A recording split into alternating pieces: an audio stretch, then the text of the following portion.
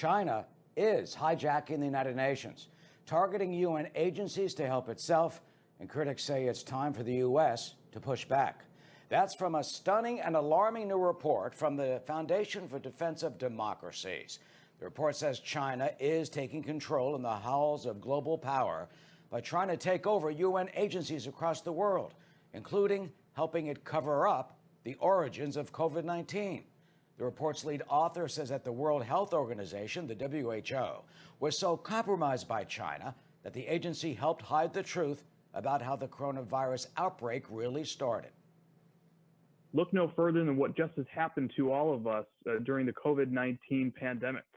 The World Health Organization, who would have assumed at any point that China had taken such influence over the WHO that despite the U.S. leading its funding, that they would help Beijing cover up the origins of COVID-19.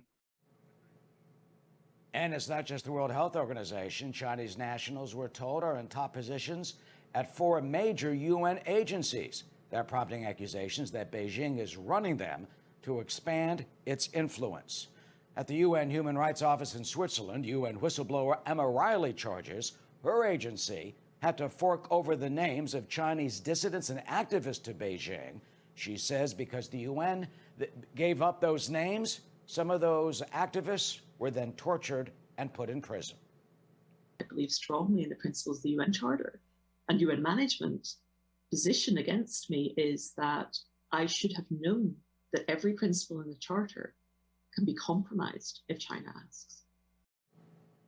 Well, the Chinese mission to the United Nations did not respond to our request for a comment about this report. The report also says, by the way, that Russia is copying China to try and use the UN to help itself. And the Foundation for Defense of Democracy says Washington, both the White House and Congress, they need to counter Beijing and Moscow before it's too late.